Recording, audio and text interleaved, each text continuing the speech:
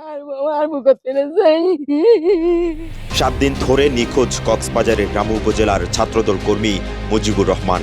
গেল 19 মে উপজেলার ধেছুয়া পালং এলাকা থেকে নিখোঁজ হন কলেজ পড়ুয়া এই তরুণ। তার খোঁজে এখন পাগল প্রায় বৃদ্ধ বাবা মা।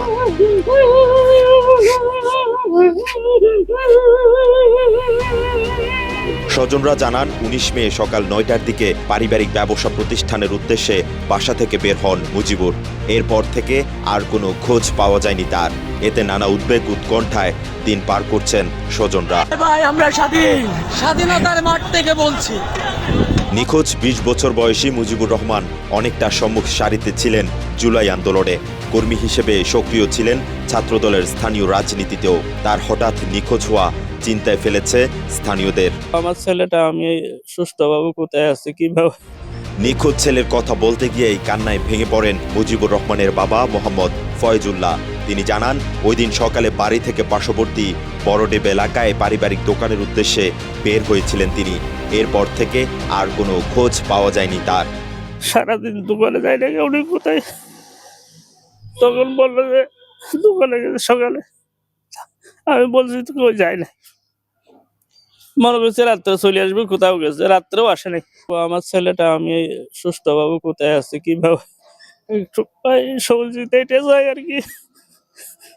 এই ঈদে জামা জুতো অ্যাক্সেসরিজের ডিসকাউন্ট। এদিকে ফেসবুকে যোগাযোগের নম্বর সহ বিভিন্ন পোস্ট দিয়ে মুজিবুরের সন্ধান চান স্বজনরা। সেখান থেকে মোবাইল নম্বর নিয়ে মুজিবুরের বাবাকে হয়রানি করছে একটি প্রতারক চক্র। বিভিন্ন নম্বর থেকে ফোন করে মুজিবুরের স্বজনদের কাছে টাকা দাবি করছেন তারা। আজকে সকালেও আবার ফেনি পাওয়া গেছে বলে থানা থেকে বলতেছি ফেনি লোক পাঠান। তখন আমি সাথে সাথে লোকও পাঠাইছি, থানায় যোগাযোগ করছি। দেখা যাচ্ছে প্রতারক, মানে টাকা খাওয়ার জন্য ওইভাবে করে আর কি। নিখোঁজের 2 দিন পর রামু থানায় একটি সাধারণ ডায়েরি করেছেন তার বাবা মোহাম্মদ ফয়জুল্লাহ। তবে মুজিবুর রহমান নিখোঁজের ঘটনায় এখনও নিষ্ক্রিয় পুলিশ। এই বিষয়ে কালের কণ্ঠের সঙ্গে কথা বলেন রামু থানার উপপরিদর্শক।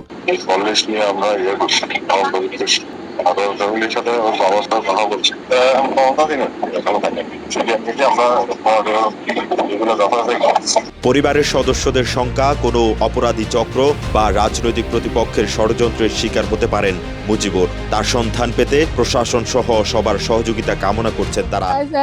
পুলিশের কাছে সরকারের কাছে যত তাড়াতাড়ি সম্ভব আর কক্সবাজারের রামু থেকে শওকত ইসলামের পাঠানো তথ্যচিত্রে ডেস্ক রিপোর্ট, কালের কণ্ঠ।